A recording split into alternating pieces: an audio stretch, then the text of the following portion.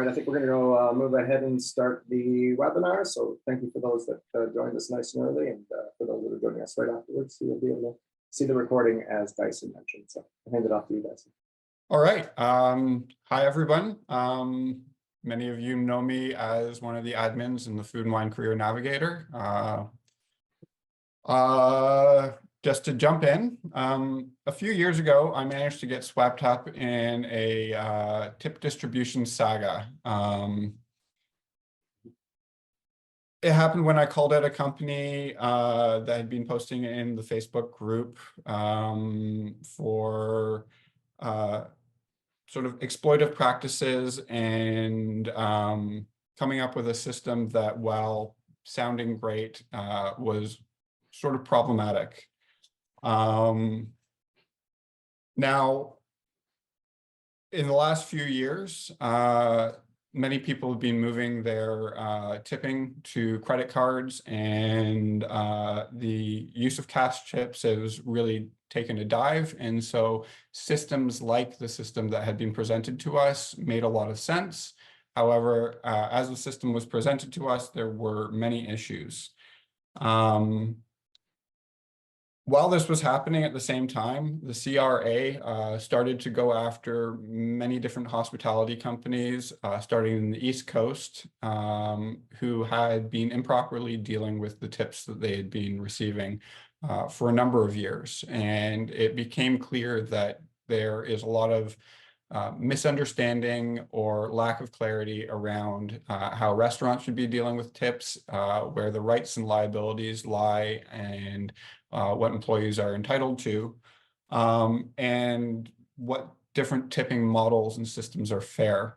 And basically what happened in the East Coast is a restaurant had been holding on to tips for about a day or so, and then passing them on, treating them as direct tips, but they were actually being classified as controlled tips. And this resulted in the restaurant getting hit with several major fines.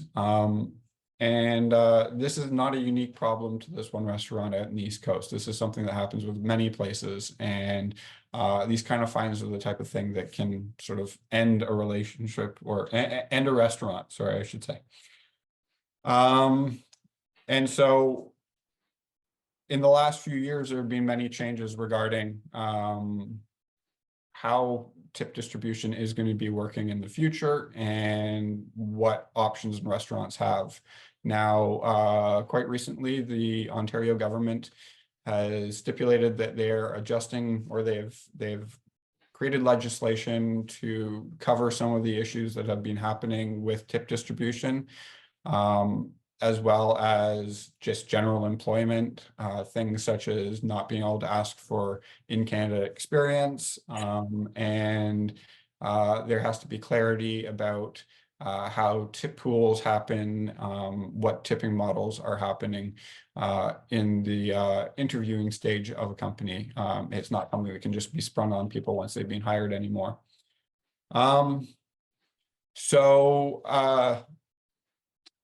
The saga that happened between me and this other company after I called them out, they weren't too happy about that, and it went back and forth, and I managed to get, with the help of many people in the Food and Wine Career Navigator, the government interested in what was happening, with many calls to the CRA, to the Ministry of Labor, and to various different interested parties, MPPs, MPs, etc., so that people could figure out the legality of these systems that were being announced and sold to restaurants as a solution to perhaps their cash flow problems, or just a general way to reduce some of the costs associated with having to distribute tips.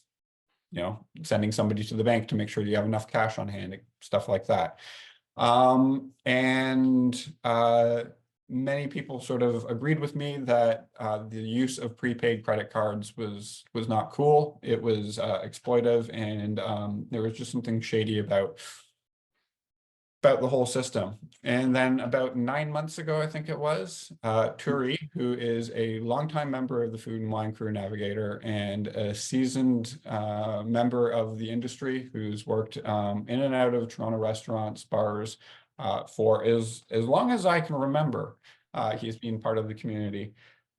He reached out to me to talk to me about some of the issues that I had brought up regarding this tip distribution model, and said that he had been working on something with some partners of his that I might be interested in. After hammering me to get past my bullshit detector, he managed to get me on a call with Afshin, his partner, and they explained to me how they had heard what I had said, and the concerns I had brought about the I guess disruptive model that had been brought forward to sell to restaurants. And they had come up with a new system that sort of addressed many of these issues that I had pointed out, mainly being the cost for employees to be able to access their money. They'd come up with a system that worked directly with credit card, directly with bank accounts, using e-transfers as opposed to prepaid credit cards. And after hearing more, taking a look at the system and getting to know both of them, I realized that these were people that were going to be offering a solution that was much better than was currently out there and was something that I could get behind and endorse. Since speaking out about the issues regarding prepaid credit cards, the government has been compelled to update the legislation. So this is what the updated legislation is going to be coming through, I believe in March is when it's supposed to be ratified.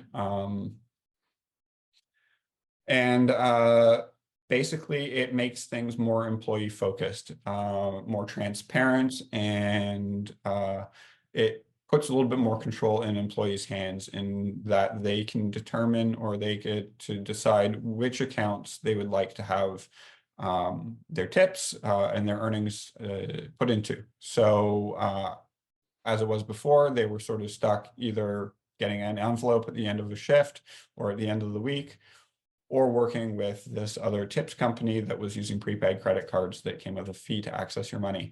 Now, the Atlas direct tips system, as I mentioned, it works directly with bank accounts and is designed so that there's just a basic fee for vendors or restaurants, instead of there being sort of a nickel and diming of the staff. And as somebody who has been speaking out for employee rights and trying to balance the interests between owners, managers, and staff at restaurants, in my role as an admin in the Food and Wine Crew Navigator, this seemed like the much better option. And so I started taking a deeper look, and I was very happy with what I saw. And now I'd like to introduce Turi and Afshin.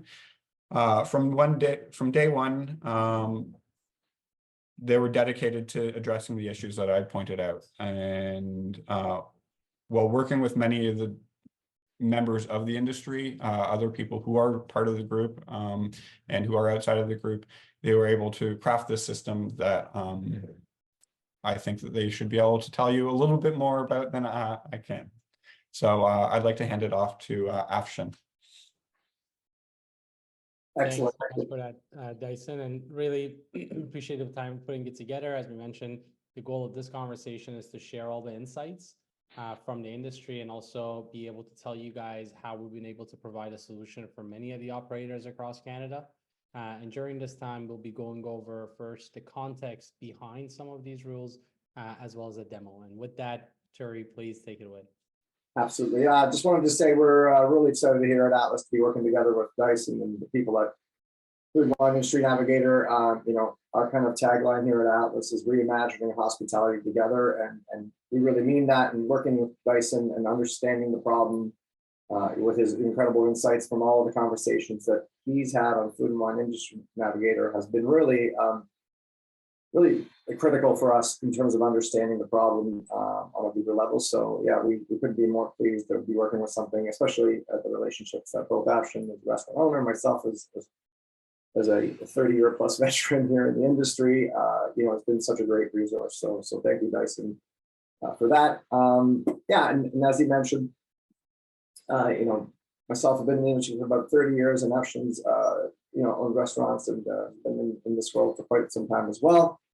And really what today's webinar is about is bringing to attention this whole controlled versus direct tips and what this means for you as an employer, but also what it means for you as an employee. And, being in a position to have talked to over 200 restaurants in the last little while, we've gotten to know this problem really, really well, and gotten to know, what some of the kind of biggest opportunities are for us as a company. And really, I would say just educating people on what this is. That's the number one thing that shocked, I think, even Dyson and myself and Afshin when we were talking to people about this, was just the unawareness of what controlled is and what the implications of that, the unawareness of direct tips and what the implications of that is. And now that we've had these cases like Dyson mentioned, Ristorante Amano, I think we're all starting to hear and understand that this is a very, very important issue, and is probably one of the hottest topics going right now in our industry as people try to get a hold of exactly what is controlled, what does that mean, and what are the implications for me as an employee, as an employer.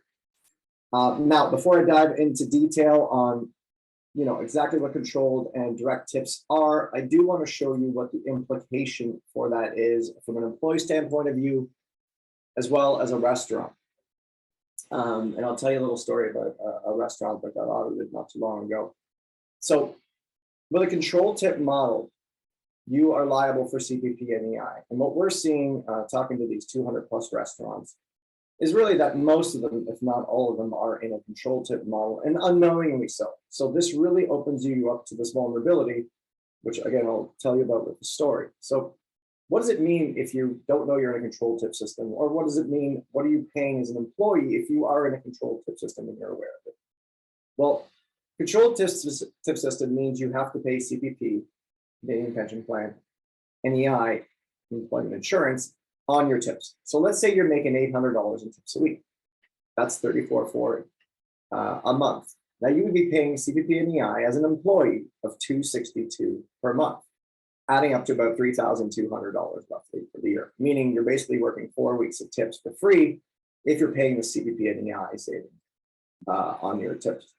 For a restaurant, the implication is even larger. Let's say $1 million, and you've got 18% tips in that restaurant. Let's say just 1 year. For that restaurant, what we're seeing the CRA do is actually want to take the CPP and the EI from both the employer and the employee when they're doing these audits. So for $1 million in sales, your liability as a restaurant owner is $27,396. Now, the killer part of this is, firstly, $1 million is a smaller restaurant. So let's just say you're a $5 million a year restaurant. Same 18% tips. But the CRA goes in and deems that you have been a controlled tip model for the last 3 years. This is what happens at all of these audits, including the one that Dyson was mentioning. They go in and say, hey, we clearly see the evidence of a control tip model. Therefore, you now owe the CPP and the EI on the entire tip amount for the last 3 years. And this is the kind of bills that we're seeing, kind of fines rather, that we're seeing leveraged against some of these restaurant owners, which, as Dyson mentioned, for a lot of restaurants, a bill like this, especially right now, given the condition that this industry's in, can be a business ender. So let's talk about, now that we know the importance of it, let's really dive into controlled versus direct. And I'll pause there and I'll tell you that story that I was mentioning earlier. So the small group of restaurants right here in Toronto, they're 20 seaters, basically there's 3 or 4 of them. And this is a wonderful establishment, great service, great staff, the vibe is great. And the owner, for years has been doing tips the way that most of us have done tips forever. As I said, I've been part of and managed a multitude of different tip models. So this owner goes ahead and has been doing tips the same way forever, not knowing anything that's going to happen. All of a sudden, for one reason or another, that restaurant gets audited. This happens in November. Now, the audit happens, they're rolling through it. And unfortunately, in this situation, they discovered that they were running a control tip model And the sad part of it, not only did the owner get hit with fines, but the employees also got hit with fines for 3 years back with some of these, just some of these full-time servers, and they're just servers at this point in time. They're not managers or anything. They were getting hit with $12,000, $15,000, $17,000 fines from the CRA because they owe the CPP and EI on that control tip. So you can see this is a massively important issue, and why we wanted to put this webinar on, to spread the word and let everyone know what this means. What does it mean for an employee? That you should know whether you're in a control tip environment or whether you're in a direct tip environment. As an employer, it is critical to know whether you're running a control tip system or a direct tip system. So with all that, what is a control tip system? Well, first, as I've mentioned multiple times, control tip models are subject to CPP and EI. Currently, that's at 7.6%. Basically, what that means is in a control tip model, if I as a customer leave $100 tip, the employee must now contribute $760 for CPP and EI, and the employer must also contribute $760. Remember, in a direct tip system, this doesn't need to happen. So what makes a control tip model? And before I dive into that really quickly, I do want to make a side note here. Today, we will be dealing with CPP and EI, not income tax. And that is a completely different conversation. But what the transference of a control tip to a direct tip model allows for employees and employers negates the need for you to pay CPP and EI, which, as we saw before with the calculators, could be a massive amount of money for both groups. So what makes a control tip model? Well, as the word says, you can hear it, it's the CRA doesn't want the business to have control of the tips. And what does that mean? So in this case, if an employer decides how tips are divided, we see this time and time again, where it's the business that's really come up with the tip model. It's the business that says this is the tip model when you work here, things like that. That is clear evidence of their, the business is controlling how tips are done, how tips are distributed. The other key piece here is possession. So this employer does not distribute all the tips at the end of the shift. You're going to hear me say this a lot in this webinar, at the end of the shift. And the best analogy I have for this is, and I'm going to date myself a little bit here, but basically back in the day when I used to be a bartender, and it was a very cash heavy bar that I worked at myself, and let's say it was Dyson, we're working the bar, and we would have this tip jar, and as people gave us money, they would throw fivers on the table, hopefully tenors, and then we'd throw that into the tip jar. And at the end of that shift, we would just simply tip that tip jar over, split the money, and put it in our pockets.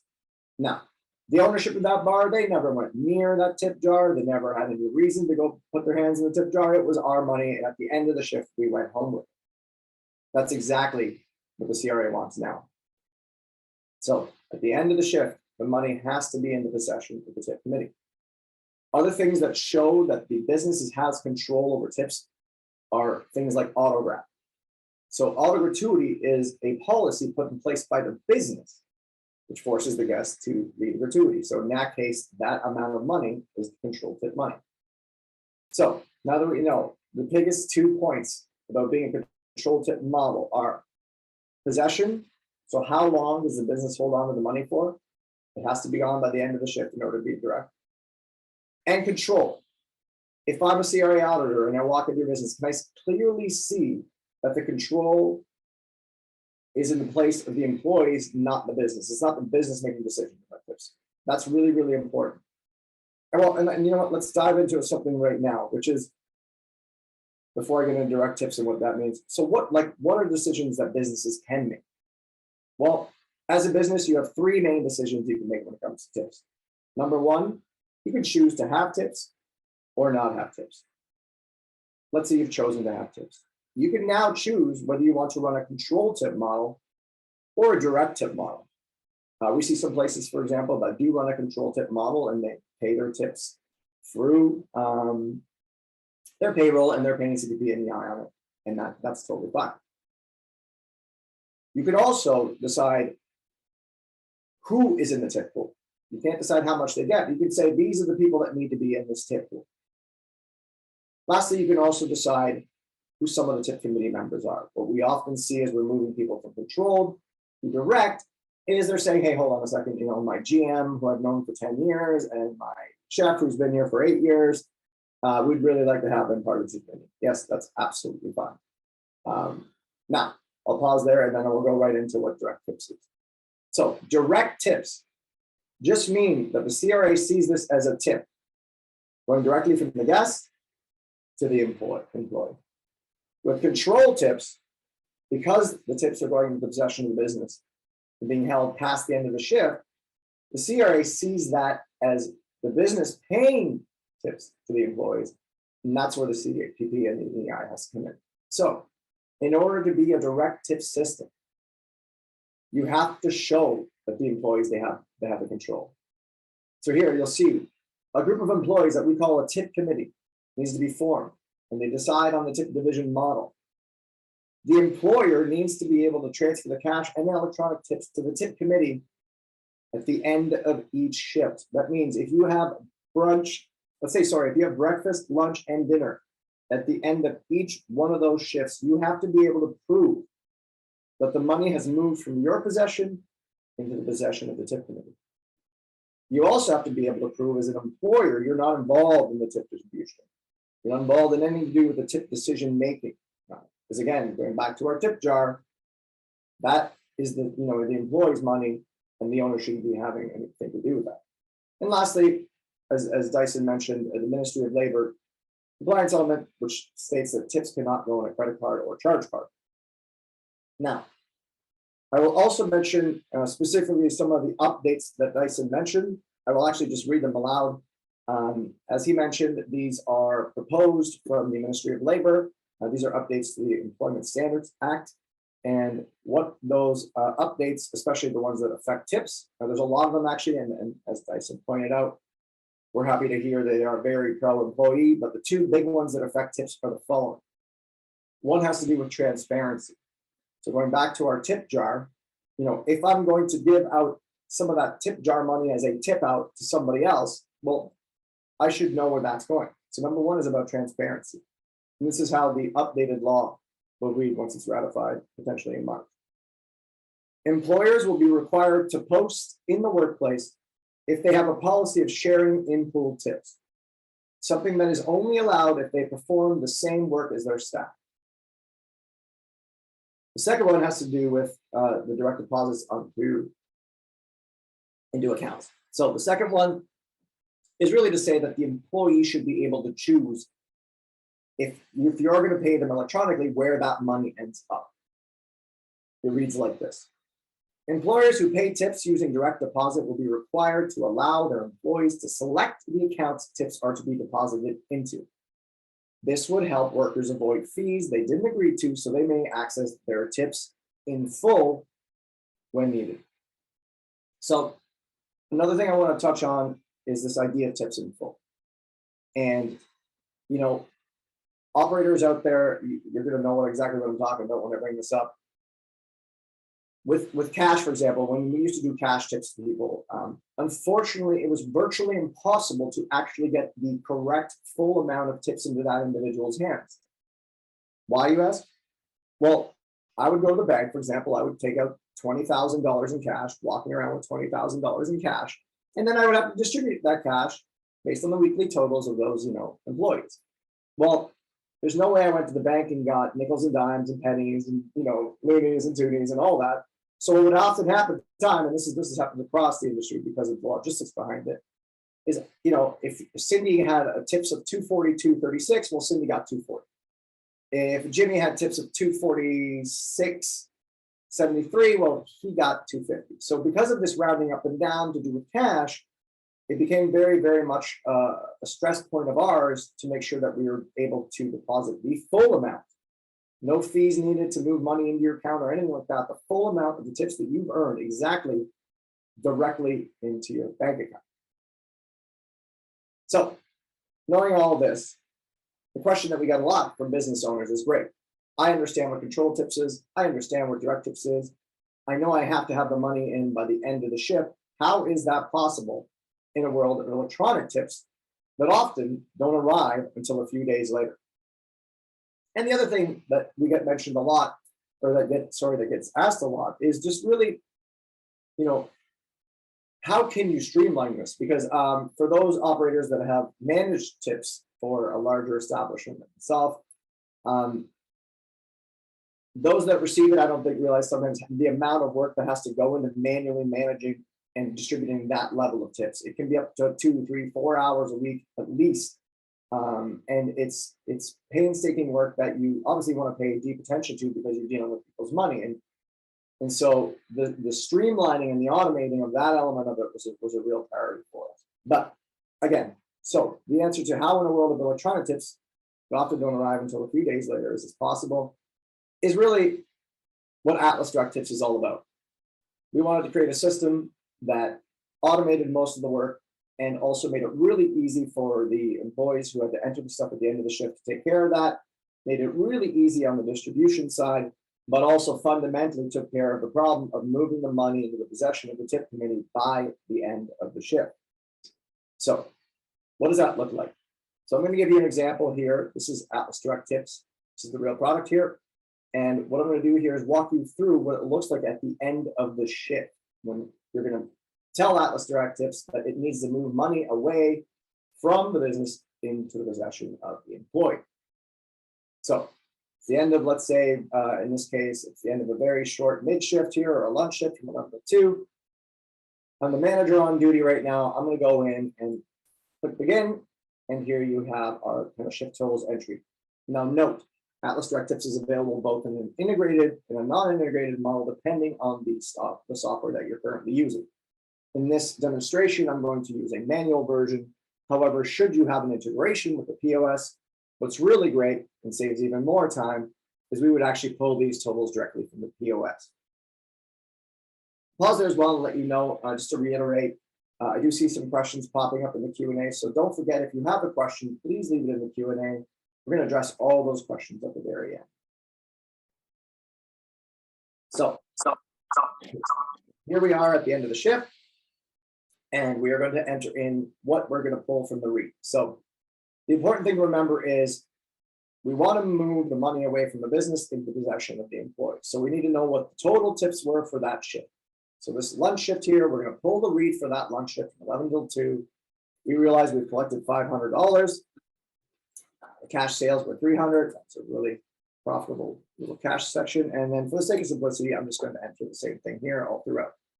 Again, with the integrated version, this would all just be populated automatically, making this very, very easy. This step should take all of maybe 2 minutes and does need to be completed by the end of the shift. This is what causes our algorithm to move money away from the business into the possession of the employees, which takes care of that critical possession piece that I've been talking about the entire time, which helps you create a directive system.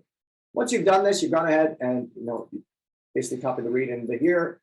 You can now go through here and confirm that what you've entered is correct. We do have the option as well, should you want to take that $200 in tips and distribute it that day rather than holding on to it. We have that option. For this demonstration, I will not do that. I will say, you know what, I want Atlas to distribute the tips in full. So here we go ahead and we hit next. And now I can clearly see that the total tips to be processed by Atlas is 600. The cash tips are going to be paid by Atlas, and the electronic tips obviously are going to be paid by Atlas as well. Here I confirm that the amounts are correct. I can add a note for context, which will show up in our reports as well, and then I hit submit. This needs to be done at the end of every shift. Once you do this, that element of it is complete.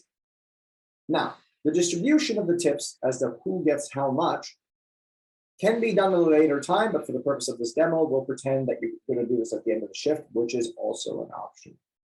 So in this case, what's really great, in this example here, we've gone ahead and said that, let's say we're integrating with your scheduling software. We have already pulled in your clock in and clock out times here. Even if you're a manual restaurant, you can enter those in and those will equal your hours. So let's say, for example, everything looks great, except for we're noticing that Johnny actually forgot to clock. He clocked out too early, so we're going to give him the extra 30 minutes because we noticed that his clock out is wrong. And this puts his hours at the following at 13.3. So now what's also great about Atlas Direct Tips is all of the employees' points and their roles is all already saved in here. So here you can clearly see what each employee's name is, what their points are, what their hours will be, the tip pool hours in this example, and what that means for tips. Now, everything is adjustable because let's say John's usually a support guy, but he's worked really hard, and we decided as a team that John let's give him 0.75 because he actually took a couple tables today.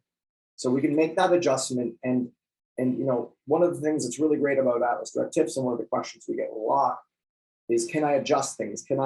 What about my tip system? Is it going to work inside of Atlas Direct Tips? So what we like to say is, if you can build it in a spreadsheet, we can do it inside of Atlas Direct Tips. And we've dealt with fairly complex, you know, multiple tip out style tip models, all the way to very simple kind of individual server keeps it a little bit of a tip out models as well. So really, really customizable in terms of taking your tip model and putting it inside of Atlas Direct Tips.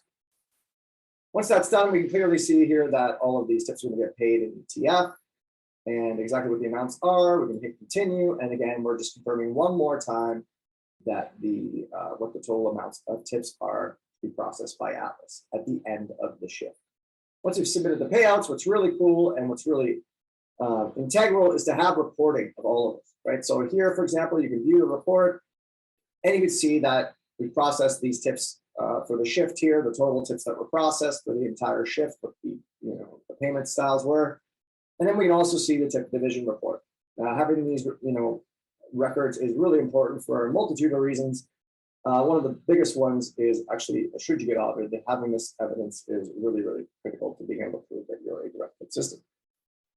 So what we're going for here with Atlas Direct Tips at the end of the day is a system that is easy to use, saves a ton of time, but most importantly, helps you create a direct tip system. With all of these things in place, you're able to confidently move forward to say that you have a direct tip system. And one that has a transparency involved, it's dependable, and it's compliant.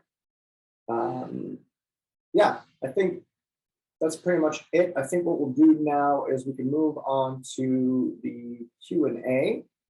As I imagine, there's going to be a multitude of questions from all of that today. And let's see here. And so I'm going to pass it off to Afshin, who will answer a couple of the first questions.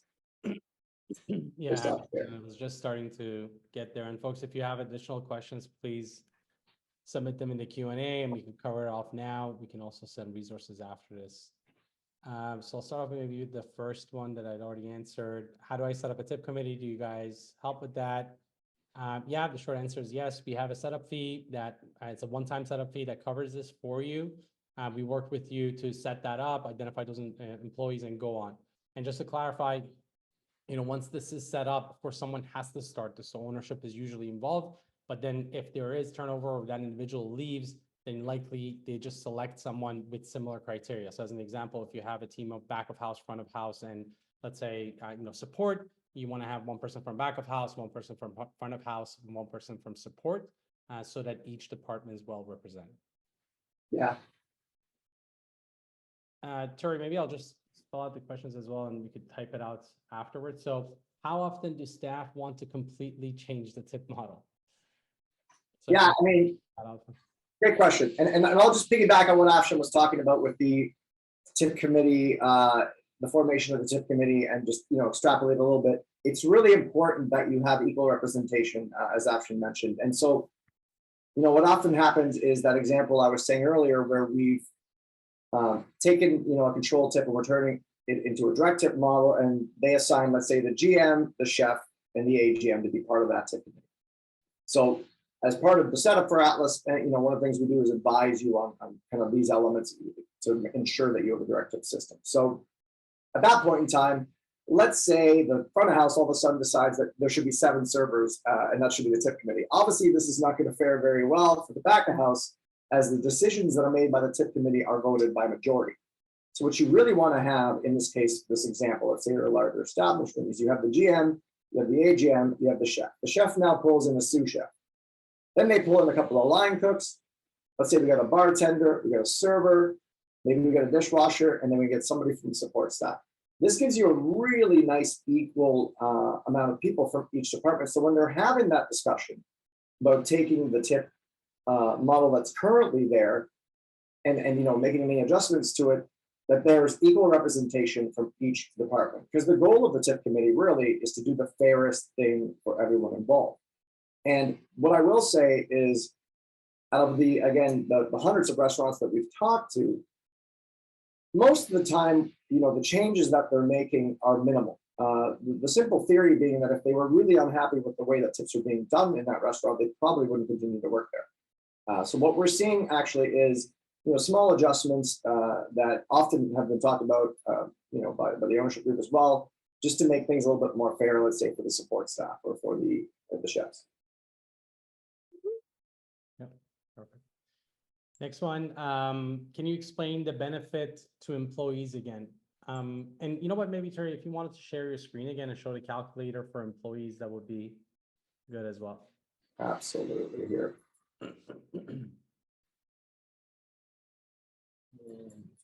Here. All right, can you see that? Yeah, we see your full desktop right now.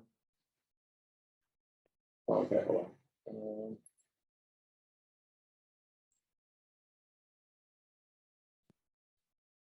So initially, one of the benefits for employees and employers is basically a reduction in the amount of time spent for undergoing this task. Until now, it's required sending people to the bank to make sure that they've got stuff, enough money on hand. And then the actual, doing all the math to separate everything off to everybody. These have been, time-consuming things. And then one of the benefits for the actual staff is they're going to be able to take a look at this and see what's actually coming their way as well. And it also means that it's working with their bank account as opposed to, prepaid credit cards that require them to, spend money to access their money, or, would get in the way of them being able to pay, say, fees for their condo or their car insurance and stuff like that. Because it goes directly into their bank, it's a lot easier for them to access their money. Yeah.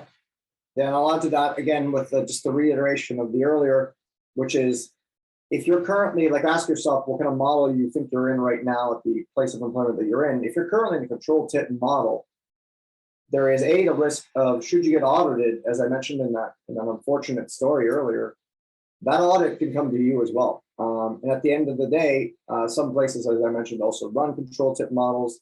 What we're trying to do for the employees beyond, in addition to what Dyson mentioned, which is the streamline, the automation, the fact that it's going directly into your bank account, no more having to go into the restaurant on your days off, no more any of that stuff, having to deposit cash, or with the cards, no more having to pay a fee to remove the money from the card to put it into your account.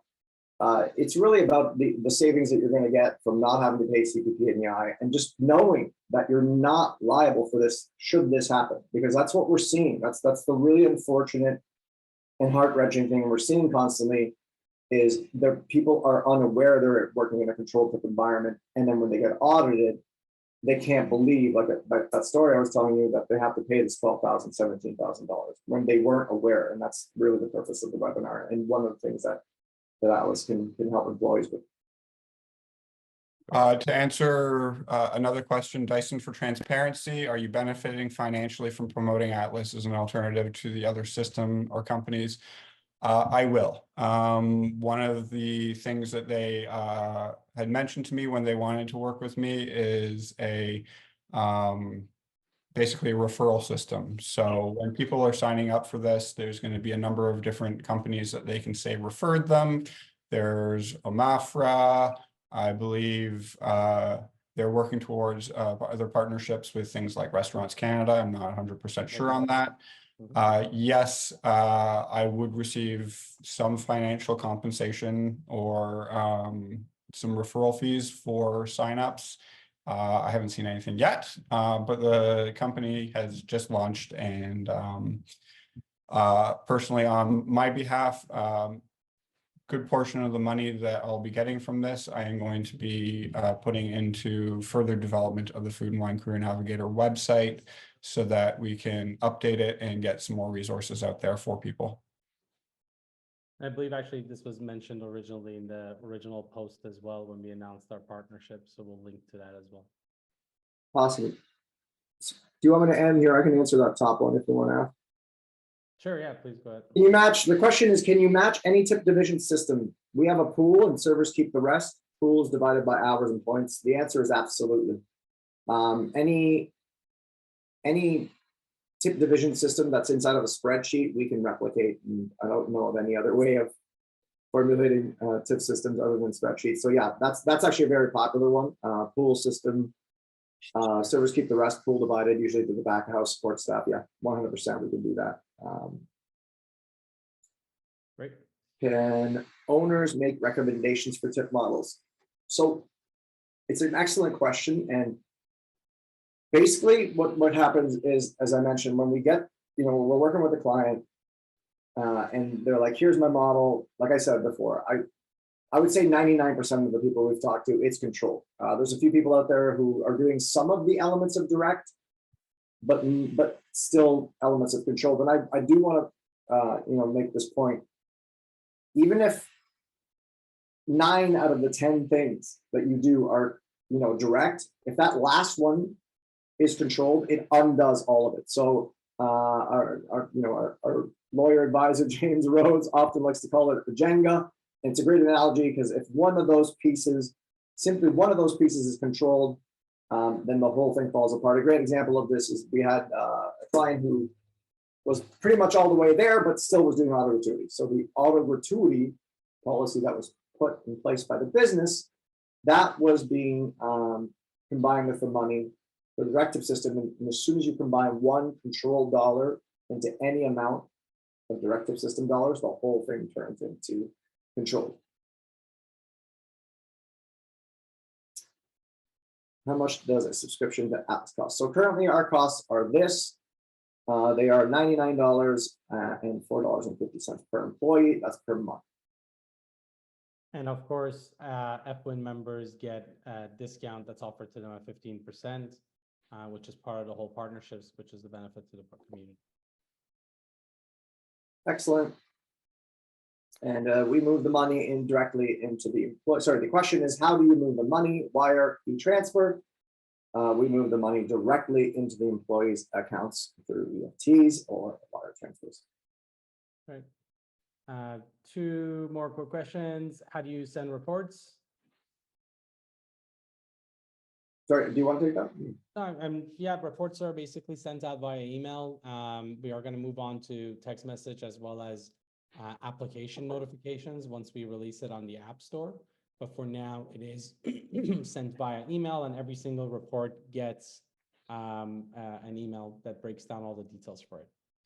I'll just type that answer afterwards. And finally, how often do employees get their tips transferred to their bank account? So the answer to that is there are options. The primary way currently is they're getting it once a week, but we can deposit that daily if they would like. It's really up to the business at that point in time, and then what the tip committee wants as well. So, am I right in believing that there would be potentially extra fees for doing daily deposits? Absolutely, yeah. Good point. Yeah, so the $99 and $4.50 is for the once a week deposit.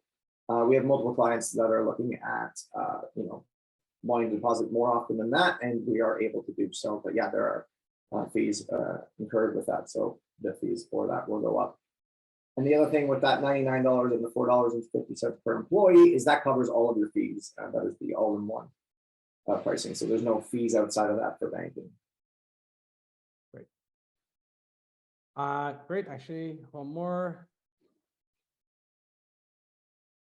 Can you support fortnightly deposit? Trying to remember the time period. Say that again, sorry. Trying to remember fortnight. That means like the next day. It's I think so. Every 2 weeks. Okay, thank you. Every 2 weeks. Yes, of course. I mean, so I guess the breakdown here is on our side, we're able to transfer these funds as whatever frequency you decide from 7 days, once every 2 weeks, that's fine. If you're looking to manage this yourself, if you're looking to pay the employees every 2 weeks, as Turi had mentioned, the important part here is that you need to prove that the control of funds was moved from your possession to the possession of the tip committee at the end of every shift. The tip committee can decide to divide up the money once a week, twice a week, every 2 weeks if they want to, as long as the term is reasonable. So keep in mind, one of the things that we've done, and one thing to mention here is that we actually work with the leading tax expert, James Rhodes, who's an advisor to Restaurants Canada and Ontario Restaurants Association. He's represented larger clients like Marriott, Andrew Petler, who actually went through this process. His recommendation, if you want to do this manually, is the following. You need to buy a second safe that is dedicated for your employee committee, and only your employee committee has access to that. And the idea here is now you have your employee committee, you keep track of all that paperwork, make sure you have the records of that. Obviously, our application does that for you automatically. Then at the end of every single shift, your tip committee would say, as an example, that the total due back is $500. They could go down with a manager or another person to the safes. You open up your safe where you have the cash float, and you give them $500 for them to put inside the employee committee safe, where they're going to keep the funds for the employees. If they're doing that at the end of every single shift, and you have a recording of that or a way of proving that's timestamped, then you're good to do this manually. But of course, with that, now you have to still keep a lot of cash on location. You always have to make sure your float has enough cash. You can't have a scenario where you don't have enough cash to cover it, because that shift then will be considered a control tip. And if that happens often enough, then it doesn't really matter what you've tried to do for 1 or 2 shifts. It all counts for the whole thing. So just some guidance if you wanted to do it manually.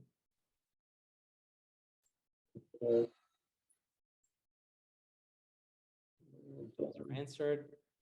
Are there any other questions?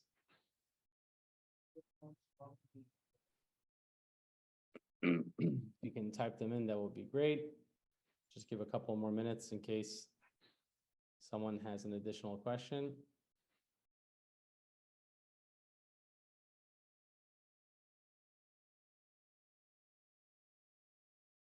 Okay.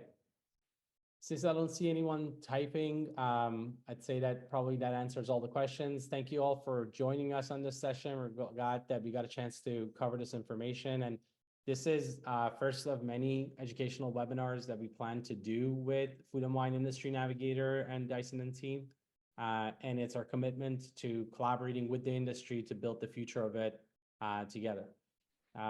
Just want to thank Dyson for all the time that he's put into Food and Wine Industry Navigator throughout all the years, not only just through the good times, but through all the crazy and hectic parts of the pandemic, the only reliable resource in the industry.